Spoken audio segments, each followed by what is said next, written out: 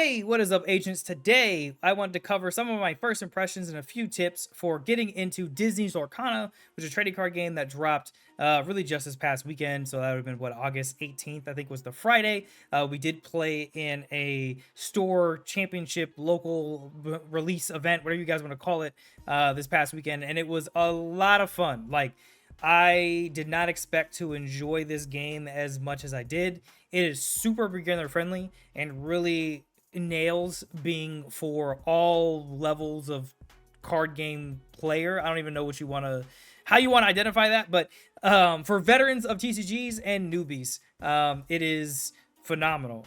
So for some context, there was only like 6 of us that actually showed up to the event. And 4 of the 6, roughly, this was like their first competitive card game, or card game where they intended to go to events and be in community and all that kind of stuff. So that was really cool to see. It was actually really weird for me to be like the most experienced player of card game player. Again, I don't know what the proper term for that is, but that was like strange because I'm so used to being around other people who've been playing games since like 02, 01, you know what I mean? So that was interesting. But first impressions. So first and foremost, it's a great game. Like, I think that there's a lot of potential. I'm really interested to see where Ravensburger takes it. The mechanics of being able to quest for the lore is the win con is interesting. There's a lot of ways to interrupt that from your opponents, from just swinging into their stuff and clearing out their board, from think cards like Aladdin or Rapunzel that will steal lore from your opponent and give it to you, or just reduce your opponent's lore. Conceptually, it's just very interesting to see some of these things play out. I think that there is a lot more strategy than you might anticipate, a lot more decision making in this game, and it really all stems from what colors are you playing with. I think inks is what the game calls them. So it all really depends on which of those 6 you're going to be playing with. They all have totally different play styles, but you get to mix and match 2 of them together. And it feels like thus far the combinations, I guess that they're not necessarily endless, but you can really build out different strategies between those 2 colors that you choose for your deck, or just pick, if you want to go mono and just pick one color, you could do that.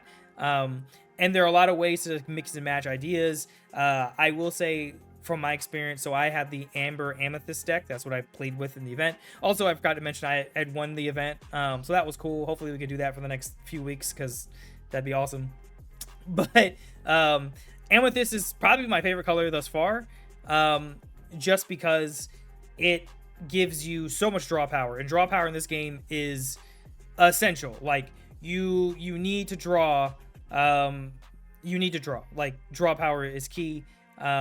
Because there were so many games where I played with my opponent where they just ran out of steam. They couldn't do anything. They were just drawing cards and top decking and hoping to draw into something that would either remove stuff from my board or swing things back in their favor. And even if they were sitting at like 17 lore and I had like 1, which did happen, and we still came back and won because they just stalled out and couldn't do anything. So there's a lot of like thought, I think, that goes into when you play things, what you're waiting for your opponent to do, all that. So yeah, overall, first impressions, you should definitely get into this game if you either are a veteran or you're new.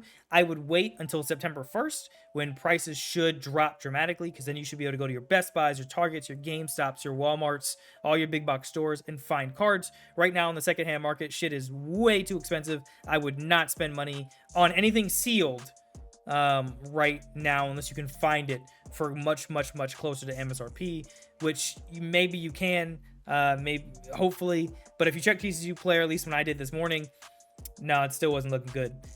Singles aren't terrible, so there's also that. You can also buy singles. You can also proxy cards to play with your friends and learn. There's also Pixelborn, which is like an online fan-made thing you can play with. And then there's also, what is the other one? Tabletop Simulator. So there's options if you want to like learn to play the game. We will be featuring a lot more content from this going forward. I did get the store owner is cool with me streaming from the store or recording gameplay from the store, so long as the opponent's fine with it. So we'll have some games like that will be going up.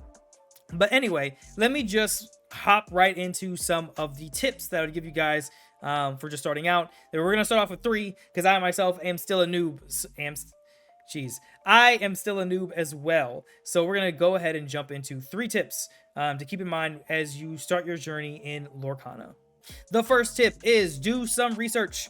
Go and watch other content creators who have really dived into all the colors and what they do and how they work, because that's what I did before the local, and I'll tell you right now that helped so much because I felt like I already knew what I was doing with the deck even though I'd never seen the cards in person before. Really take some time to look and see what each color offers and think up, ooh, what play styles do you think would work for you? Obviously, you get the starter deck you want to get, but this should help you kind of inform which starter deck you should get to start with. I will say, I feel like unlike in other card games, there is much more usability across the board to kind of create your own sort of combinations. Let's say you're taking steel and amethyst, and most people might be taking steel and one of the other inks. You have more liberty to kind of play with things and really see what fits you and your play style. So research. Can't stress that enough. Does not hurt to go out here watching these videos and just kind of figuring out what seems fun and interesting to you, especially with prices being so high right now. You don't want to just go spend money and you spend it on a bunch of stuff that like you really don't, that's not going to let you play the game because it's not what you need. You know what I mean? The second thing goes back to what I said before about draw power. When you're playing this game, you start off with 7 cards, but keep in mind, turn 1, you could be down to 5 cards in your hand because you'll ink something, and then you might, if you have something that costs 1, play something. So every turn, you're gonna be potentially -1 or net 0 if you don't have any draw power, if you're inking every turn. So just keep that in mind and try not to go too hard too fast. I know it may be tempting to say, ooh, on my turn 4 I can play like 3 bodies, or maybe not 3, you know what I mean. You might be able to try to swarm the board, but really think about where would that leave you after that happens, depending upon if your opponent's playing a more control-y style and they're just going to banish whatever you have.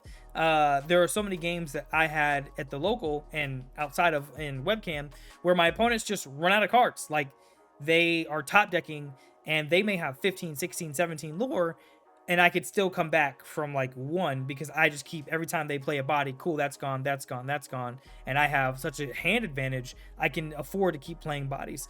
Amethyst also has recursion because purple, it seems like in all card games, is all about recursion. I don't know what that's about. I don't know why, but it is.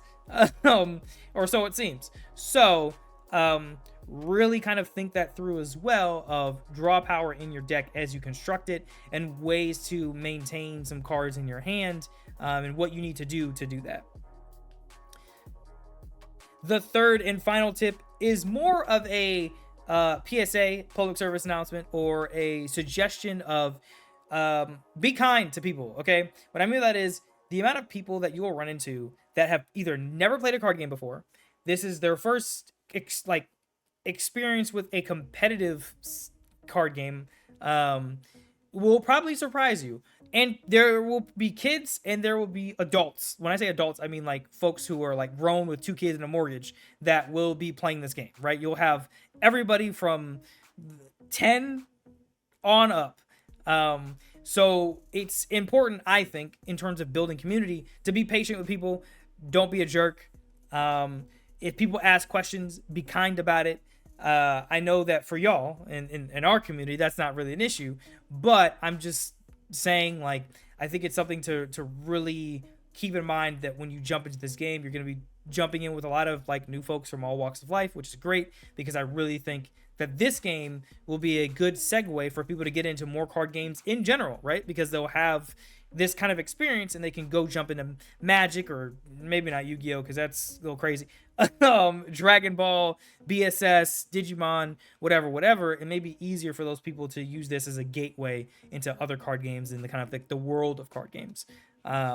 So yeah, we will come up with some other additional tips as we play, because that's going to be necessary. There's going to be deck profiles. I'm thinking about building a Ruby Amethyst control. I've been really looking into that playstyle. It seems like a lot of fun, and fitting for me, which is surprising, just because I love Amethyst. Like right now, like that's like my favorite color, or ink in this game.